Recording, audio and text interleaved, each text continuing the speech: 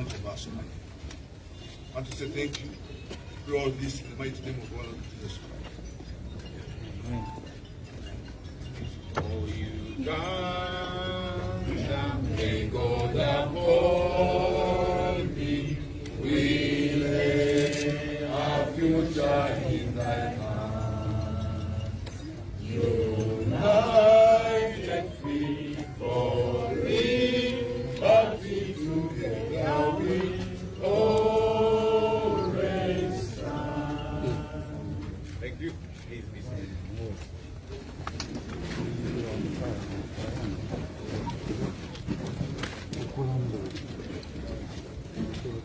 Once again, you're welcome to today's press conference.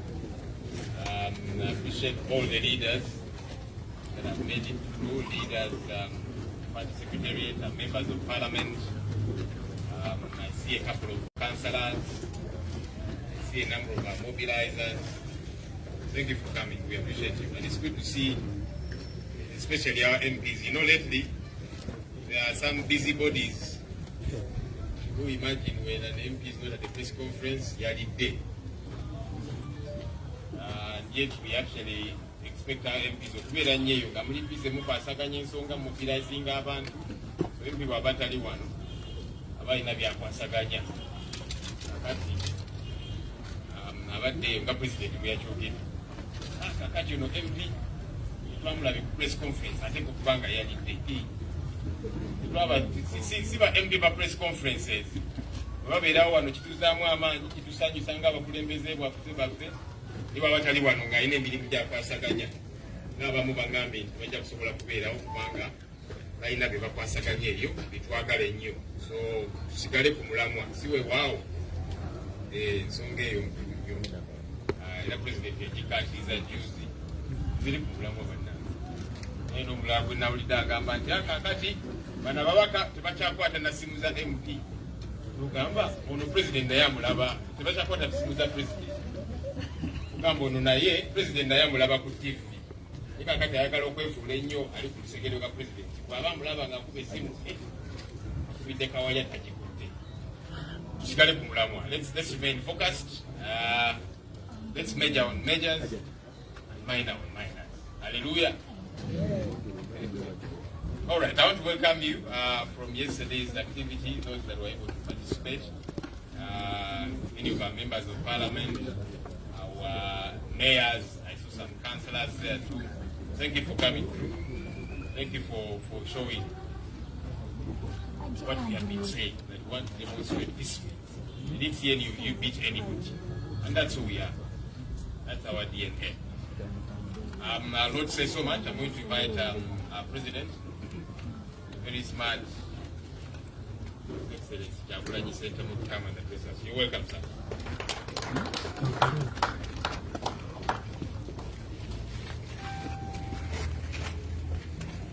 Thank you very much, Brother Joel. Onondeta Malala.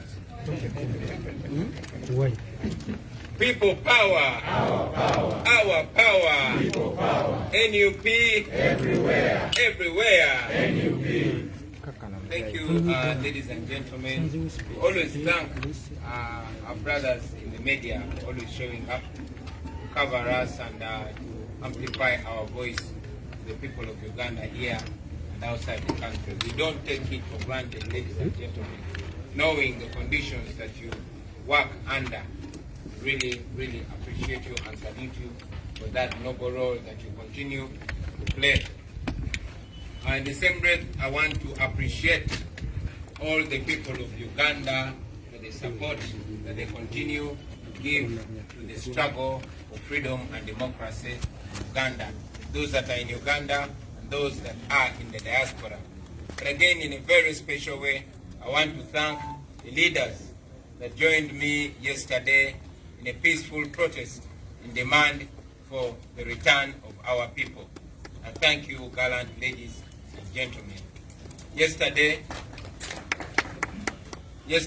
I led a protest in the middle of town heading to Constitutional Square to demand for our brothers and sisters that continue to be abducted by the military, tortured gravely, and some of them returned with great intimidation. As you saw, some that were returned in Guama could not actually have the confidence to speak to the media because they were greatly intimidated. Like I mentioned, some of their close relatives and associates informed us that they were tortured so bad and warned that if they dared speak what had happened to them, they would be killed. That's why some of them are so scared they cannot speak.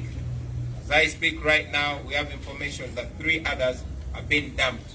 I thank all of you that have continuously demanded for their return. Don't give up. Dictators don't listen to soft words. They listen to hard words. They only respond to pressure. So your pressure will not be in vain. I want to remind you, ladies and gentlemen, that peacefully protesting is a right. It is enshrined in our Constitution, Article 29. You have that right to protest. No Ugandan has ever been convicted for peacefully protesting. No. All they can do is either intimidate you, harass you, kidnap you, beat you, but they cannot convict you because they don't have any legal backing. As you also, yesterday when they arrested me and many other members of parliament, newly elected, and mayors, who were taken to CPS, but driven to our respective homes. I was dumped in my home in Magere. They did not charge me with anything because there's nothing to charge me for. It is rather disheartening to see that a few of us that have public attention on us are very quickly driven to our homes because the police and all other security agencies know that we actually commit no crime in protesting. In any case, they are the ones that commit crimes by brutalizing us and arresting us. They always take us back to our homes, but sadly, many of our fellow Ugandans are brutalized, they are tortured, and others are incarcerated for longer days without being charged. We of course condemn that, but in the same breath, I encourage all of you, ladies and gentlemen, to continue protesting peacefully. It is a right, and as things look, it is the most potent. That is what dictatorships fear most. Museveni fears people coming out to protest more than he fears guns. By protesting peacefully, we disarm him. We render his guns and bombs useless. So get that known, and to you the leaders, please explain that to your people. Let them know that it is within their right. Let them know that by persisting, we shall break the dictatorial resistance against our push for freedom.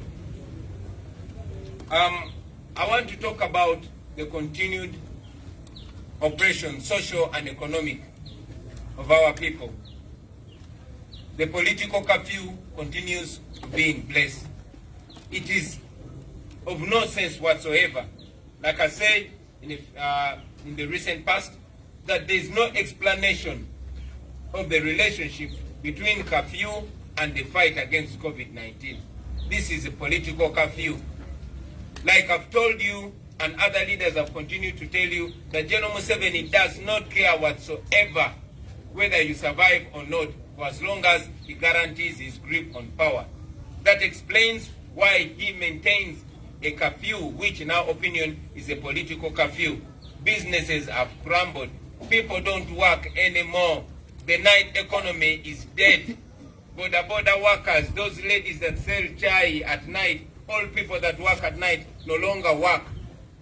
People are failing to take back their children to school because of financial constraints. Unfortunately, those who rule over us do not care. They continue to maintain that oppressive curfew. In the coming days, it might be one of the many reasons why people must rise and stand and protest against it, because it's oppressive and it's not beneficial in the fight against the COVID-19 whatsoever. I will also talk about the continued oppression of the fishermen on lakes. We have reports that the army continues to arrest, detain, harass people, or even kill them, especially the fishermen and the people that work and live in the fishing community. That must come to an end. it should have ended. But as you know, Museveni will come to you, lie to you, and pretend that the operation is ending when he wants votes from you. But as all of you know, the operation is alive and well on the lakes among the fishing community. I want to take this opportunity, ladies and gentlemen, to respond to some of the statements that General Museveni said in his recent address to the people of Uganda. General Museveni claimed that the National Unity Platform, led by myself, rigged the election. Excuse me. Indeed, Lord have mercy. General Museveni claimed that we rigged the election using the police. General Museveni said we ballot stuffed. It is rather funny to see that General Museveni has no little shame left in him. But again, having claimed that we rigged the election, that then means that the election was not free and fair. He is substantiating our claim from day one that the election was not free and fair. It was rigged. We are sure and we have evidence that the election was rigged by him using the military and all other state agencies and state institutions, including the Electoral Commission. Now here is the old man claiming that we rigged the election. I want to challenge him to bring the evidence. But again, that brings more sense to our demand for an audit into the 2021 election. It must be audited. For us, we brought evidence and we showed that it was rigged by him using the military and other institutions, and we demand an audit into the same. Now that Museveni is claiming that we also ballot stuffed, that we rigged the election, then why not have an audit into the election?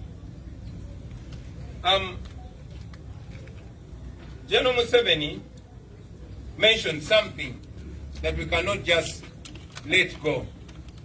He mentioned that we as the National Unity Platform are planning to kill our own supporters and blame it on government.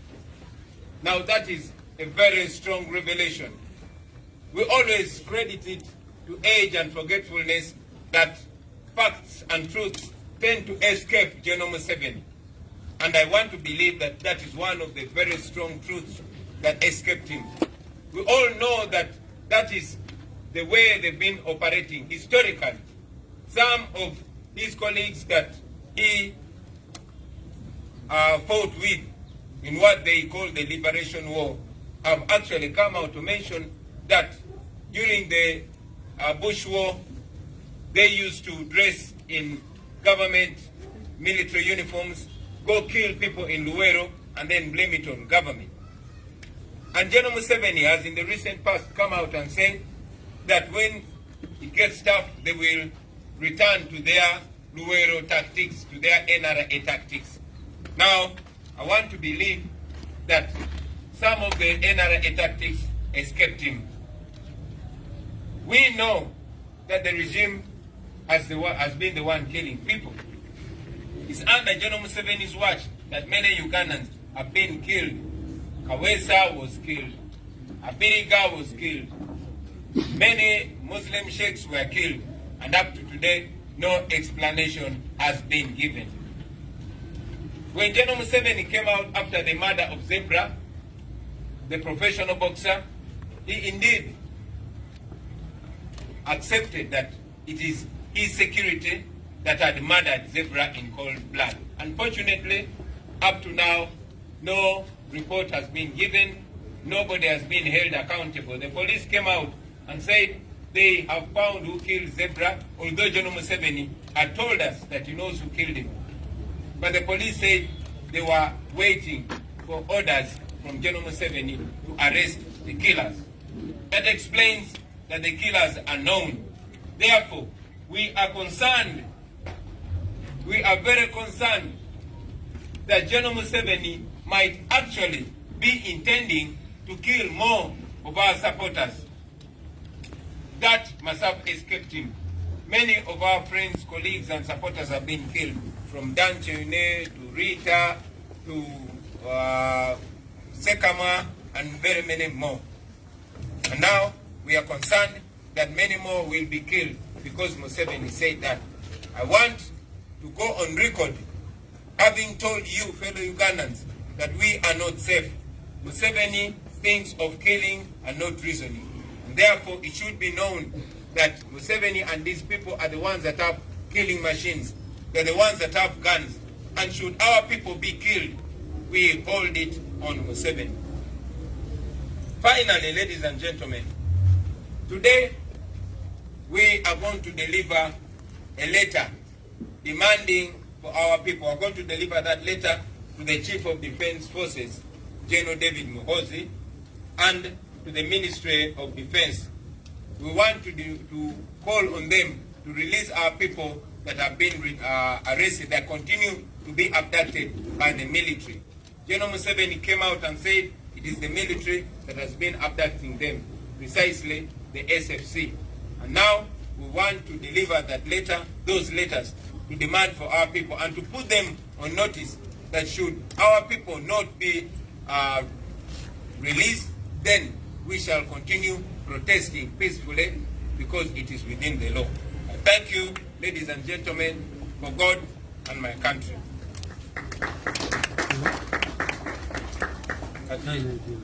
Ndoza mbize mu Uganda. Abasemu ne banyabo twagala bebaza nadamu bannamawulire. Tuliranga kitukakatako okubebaza olw'okujjanga ne mutuusa amawulire ge tulina eri bannayuganda bannaffe n'okwongerayo eddoboozi lyaffe ery'okulwanirira eddembe n'obwenkanya mu Uganda. Tumanyi nti mukolera mu bugubi obw'amaanyi era okubasiima obusiimi olw'emirimu gye mukola oba oliawo ekyo kye tusobola okukola mu busobozi bwaffe. Kati njagala okwebaza ne bannayuganda bonna abali wano mu Uganda n'abali ebweru w'eggwanga olw'okugenda mu maaso n'okutuwagira naye ne batakomaawo ne beebeereramu. Njagala okwebaza bakulembeze bannange abaneegaseeko olunaku lwajjo okugenda okubanja abantu baffe, okugenda okwekalakaasa mu ddembe. Twabadde ne bamemba ba palamenti abalonde ne bameyazi abalonde n'abakulembeze ab'emitendera emirala, era njagala okozesa omukisa guno okubakunga mwenna okugenda mu maaso n'okwekalakaasa mu ddembe, kubanga bano bannakyemalira bawulira puresha yokka. Tosobola basaba bulungi ne bakkiriza okugoberera amateeka. So njagala obebaza mwenna mwenna. I want to thank again our comrades in the diaspora. I'm informed that as we speak right now, Ugandans in South Africa, in Johannesburg, are protesting peacefully against the continued abduction, detention, torture and murder of the people of Uganda. Thank you very much, ladies and gentlemen, in South Africa. Thank you, brothers in Washington that are protesting and all over the world. Please continue, let us continue raising the voice of the people of Uganda who are suffering in the dark.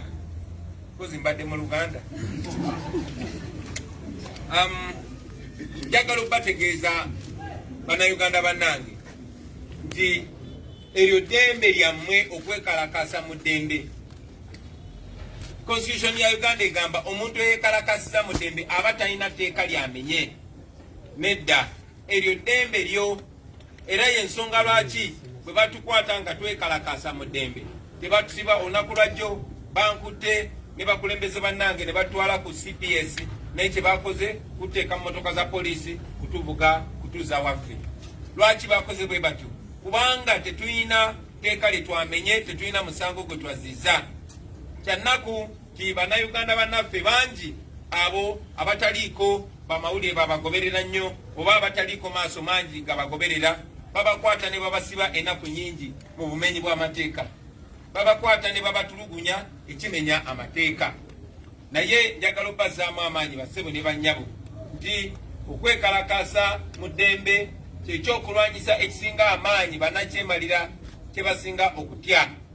Lwaki Museveni atya nnyo bannayuganda okuvayo okwekalakaasa? Kuba alabye nti bannakyemalira banne ba Gaddafi, ba Mugabe, ba Bashiru, ba Mubaraka bonna bannansi abekalakasa mu ddembe be babajjeeko. N'olw'ensonga eyo Museveni atya nnyo nga bwe tuze tubagamba baganda bange ti Museveni atya nnyo abantu, atya nnyo amaanyi g'abantu. N'olw'ensonga eyo temulekeraawo, temuzikiza ng'engombo yaffe weeri, tewali kola ki kuzikiza. Njagala okuvumirira kafyu ow'ebyobufuzi gwe bagenze mu maaso nga balemezaawo, azingamizza emirimu gy'abantu, azingamizza ebyenfuna by'abantu. Bannaffe bangi abakakala b'emirimu gyabwe ekiro, abakozi, abavuga bodaboda, abavuga takisi, abatunda emmere n'abakola mu bifo ebisanyukirwamu n'emirimu emirala mingi nnyo egikolebwa ekiro, gigenze maaso n'okuzingama. Abantu famire zaabwe zimenyesemenyeseemu. Abazadde bannaffe bangi balemeddwa okuzaayo abaana ku masomero kubanga ebyenfuna byabwe byazingama.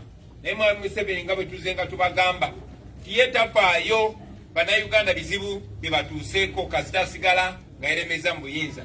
Ensonga lwaki kafyu eno ey'ebyobufuzi eremeddewo paka kati tugivumirira, era nga nyongera obategeeza nti eyo kafyu gye bataddewo ey'ebyobufuzi singa tebagijjaawo amangu ddala, oba oliawo nayo eyinza okufuuka emu ku nsonga lwaki abantu balaga obutali bumativu, lwaki abantu beekalakaasa.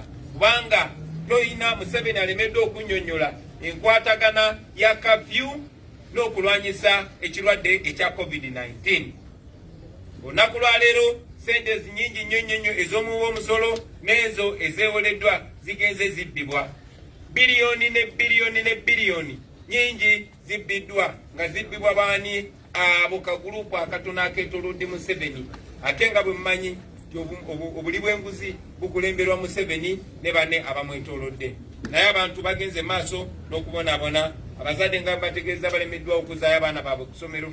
Naye ate ne bannaffe naddala ababeera ku nnyanja, abavubi n'abo ababeera mu zi community ezikwatagana n'emyalo bagenze maaso okufuna obuzibu nga batulugunyizibwa, bakubibwa, basibibwa, n'ebiseera bingi nga battibwa amagye. Tutegezeddwa nti bannaffe abavubi nabo bafunamu akabembeekereza kanaku ntono Mwami Museveni nga bwaze afeera bannayuganda nti ajjawo okunyigirizibwa eri abavubi. Amagye gaddamu dda okubakana n'omulimu gw'okutulugunya, okutta abavubi. Ekintu ekikyamu tukivumirira era nakyo twagala kikome embagirawo. Munzikirize ntwale omukisa guno okwanukula ebimu ku bigambo Mwami Museveni bye yayogedde ng'ayogerako eri bannayuganda. Mwami Museveni wakati mu kubulwa obuswavu, wakati mu butaswala, yavuddeyo n'agamba ti National Unity Platform nange Kyagulanyi twabba obululu nga tukozesa poliisi. Byampuna bannayuganda bannange era bisesa. Mwami Museveni mu butaswala yagamba ti ffe twabba obululu, yagamba twapakira obululu mu bokisi nga tukozesa abapoliisi. Kati ekyo kitegeeza ki? Bw'abanga byayogera abitegeeza nga tebyamusumatuse busumatuse, then akakasa kye tubadde twogera bulijjo okulonda tekwali kwa mazima na bwenkanya. Emu ku nsonga ze twatwala mu kooti newankubadde ekooti yalaga kyekubira, era ebimu ku bintu bye tubadde nga tubanja era bye tukyagenda maaso n'okubanja kwe ku auditinga oba okukuba tooki mu kulonda kuno okwakaggwa. Ffe twavaayo n'obukakafu, twavaayo ne evidence n'ebizibiti ebiraga nti okulonda kuno kwali kujjudde vulugu, kwali kujjudde obubbi. Mwami Museveni teyakuwangula, titwakuwangula. Mwami Museveni namuwangula. Nkiddamu, Mwami Museveni twamuwangula.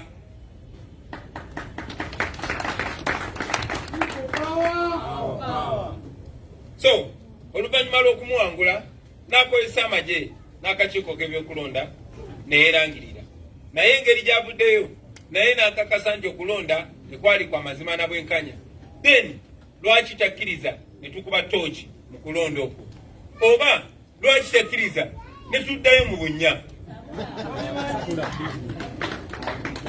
akalulwako ne kaddibwamu naye bw'alina kyemalira ng'enkola y'abannakyemalira bweri bakozesa kulimba na kutiisatiisa ekyo nno kibalage mwenna bannayuganda Mwai Museveni tali legitimate n'omulundi n'ogumu tali mu ntebe gy'alimu olw'okwagala kw'abannayuganda. Bannayuganda balonda omuntu mulala nnyo era y'oyo ayimiridde maaso gammwe olwaleero. Mwai Museveni mbe yayogedde nti ffe aba NUP tupulaninga okutemula abantu baffe tunenye gavumenti. Ekyo nno basebo ne bannyabo saagala mu kitwale nga kintu kitono. Abatunulira ebyafaayo mumanyi nti ebadde enkola ya Mwai Museveni n'abayekera baba NRA era banne bangi bwe bakola nabo obuyekera baavayo ne bategeeza eggwanga nti ke kamu ku bukodyo bwe bakozesanga nga bambala yunifoomu y'amagye ga gavumenti eyaliko ebiseera ebyo ne bagenda ne batemula abantu eruweero bakyayiseeyo gavumenti. Era Mwai Museveni ye muntu omu mujjukira gye buvuddeko kiseera si kiwanvu yagamba embeera bw'eneekaawa bagenda kugyayo obukodyo bwabwe bwe bakozesanga ng'aba NRA. Era ye muntu y'omu bye yakozesanga abamenyi b'amateeka nga bakuba abantu ng'ayagala okiteekako. Kale nno ffe tetukitwala nga kyakubalaata kubanga bannayuganda bangi bazze battibwa. Bannayuganda bangi bazze battibwa nga si ba opposition bokka. Ffenna tumanyi nti Kaweesa Felix bamutta, tumanyi nti Abiriga bamutta, tumanyi nti basheek bangi abasiraamu bazze batemulwa naye tewali ripooti yali efulumye kulaga mpa yaabwe. Tumanyi nti juzi wano nga tuli wakati mu kulonda nga tuli wakati mu kampeyini omuzanyi w'ebikonde gwe bayita Zebra Ssenyange yatemulwa era Mwami Museveni n'avaayo n'ategeeza eggwanga y'abasirikale be baali bamutemudde. Newankubadde yategeeza eggwanga nti yali amanyi abatemudde Zebra era newankubadde oluvannyuma lwa kabanga poliisi yavaayo netegeeza nti emaze okukola okunoonyereza era emanyi abatemudde Zebra era erinda Mwami Museveni abalagire bagende bakwate abo abatemu teyabalagira era tewali muntu yali akwatiddwa olw'okutemula kwa Zebra. Ekyo nno kitegeeza ki? Kitegeeza nti tewali munnayuganda ali safe oba owagira ffe oba owagira nakyemalira. Era bannaffe bangi bazze batemulwa Badani Kyeyune, Rita Nabukenya n'abalala bangi nnyo nga tewali ripooti efulumye. So Mwami Museveni bw'avaayo n'agamba abawagizi balala bagenda kuttibwa nga tumanyi nti ye n'abasirikale be balina emmundu era be balina ebisi byonna ebikozesebwa mu kutemula. Then tukimuteekako nti Mwami Museveni gwe n'abajambula bo muteekateeka kutta abawagizi baffe naye tukutaddeko amaaso abiri.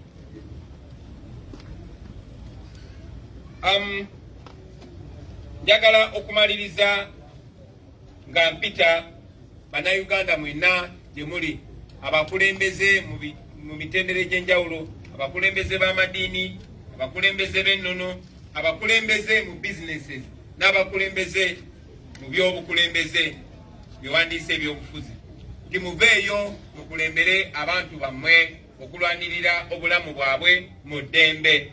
Rede tubategeeza era twongera okukikakatiriza nti okuvaayo okulaga obutali bumativu oba okwekalakasa mu ddembe oba tolina tteeka n'erimu lyomenye oba tolina musango gwozizza. Bannayuganda bagenda maaso n'okuwambibwa enkya n'eggulo nga batemulwa, abakyala bakwatibwa ne bakabasamyizibwa, abasajja balaayibwa oba obusajja bwabwe ne bukubibwa ne butaddamu kukola. N'ebikolebero bingi nnyo ebirala ebikolebwa ku bannayuganda ng'otaddeko okubakongolamu amaaso oba kubakulamu enjala, okubakulamu amannyo, okubakubisa amasannyalaze n'okubadima oba okubatutubika mu mazzi Abangereza kye bayita waterboarding. Ebyo bikolobero bingi nnyo bikolebwa ku bannayuganda bannaffe. Tewali ali safe. Toddawo ogambe nti gw'oli bulungi. No! Nali ndaba ku TV omukyala yali omwagizi wa Museveni lukulwe ng'omwana we abuziddwawo taddanga mu kulabika. Mwami Tamale Mirundi mwagizi wa Museveni lukulwe ne mwalabye kye baakoze mutabani we. N'olw'ensonga eyo bannayuganda bannange mwenna tewali ali safe. Oba oli wa people power oba toli. Mwenna muyimukireemu kuba kino tekikwata ku kibiina kyokka. Mwenna oba oli wa NUP, oba oli wa DP, oba oli wa UPC, oba oli wa FDC, ne bw'obeera wa NRM, ekikyamu kibeera kikyamu era tubasaba muyimirire muwakanye ekikyamu. Bannayuganda bannaffe saawa zino bwe twogerera bali mu kutulugunyizibwa. Yeffe tulina okuvaayo ne tuboogerera bassebo ne bannyabo. Bano abantu abatufugisa emmundu batya abantu bokka, tebasobola kutusiba ffenna. Era nga bwe mwalabye kubanga tekuba musango ne bwe bakwata kasita abantu bamanya ne batandika okubanja bajja kutta kubanga batya abantu. Bannayuganda bangi bavuddeyo ne basitula amalobozi gaabwe era ensonga lwaki bannaffe abamu bagenze bateebwa. So temulekerawo mikwano gyange kubanja bannayuganda bannammwe kubanga lunaku lw'enkya ayinza okubanga gwogo babuzizaawo nga kitukakatako ate ffe okubanja. N'olw'ensonga eyo tugifuula enkola yaffe okubanja bannayuganda bannaffe kubanga ekituuka ku omu kisobola okutuuka ku mulala. Temussa mukono kubanja bannayuganda bannammwe. Abakulembeze mukulembere abantu bammwe. Buli asobola yekalakase mu ddembe. Kino tekijja kuba kya lunaku lumu oba tekijja kuba kya ngeri emu. Tumanyi nti Mwami Museveni afuba nnyo kuba malamu amanyi n'obatiisatiisa nga deploying amagye. Naye osobola okukola buli ky'osobola mu busobozi bwo. Osobola n'okwekalakasa ewuwo. Osobola n'okwekalakasa ng'oyigiriza baana. Kambeere nga muli ku kyaggulo. Tukizimbe bwe tutyo bwe tutalekerawo njagala obakakasa nti tujja kufuna eddembe lyaffe nga bannayuganda. Naye nga kikakata buli omu. Tekijja kuba kya lunaku lumu, tekijja kuba kya nkola emu. Buli omu akozese enkola gy'asobola, buli omu abeere mukulembeze. I'll say that in English. Continue protesting peacefully. This is not going to be a one day or one way thing. It might take longer than a day, longer than a week, longer than a month. But when we persist, we shall succeed. And it's not only one fashion or one model of protest. There are various models. Keep defining and redefining yourselves. Keep coming up with different models of protest, ladies and gentlemen. And as we shall also continue guiding you on every idea that we agree on as a leadership. Now, very finally, ngamaliriza, njagala obategeeza nti olunaku lwa leero tugenda kutwala ekiwandiiko nga tukitwalira akulira amagye CDF wa Uganda Mwami David Muhoozi. Ne kopi y'ekiwandiiko tugitwalire minisita w'ebyokwerinda. Ekiwandiiko kino kya kubanja abantu baffe abaawambibwa n'abantu baffe abattibwa. Twagala emirambo gyabwe tugiziike mu kitiibwa. Amagye tegalina buyinza kukwata abantu. Amagye galina kukuuma ggwanga na nsalo za ggwanga. Bwe gatandika okulwanagana n'abatuuze b'eggwanga, then gabanga agafudde abannansi abalabe b'eggwanga. Twagala bate bannayuganda bannaffe embagirawo. Era kino ekiwandiiko kya kubalaalika nti singa tebatta bannayuganda bannaffe embagirawo, tugendagenda maaso n'okwekalakaasa ate tugenda kulinnyisa ne giya. Mwebale nnyo okumpuliriza bassebo ne bannyabo. Omukama abankumire. People power! Our power! People power! Thank you, Mr. President.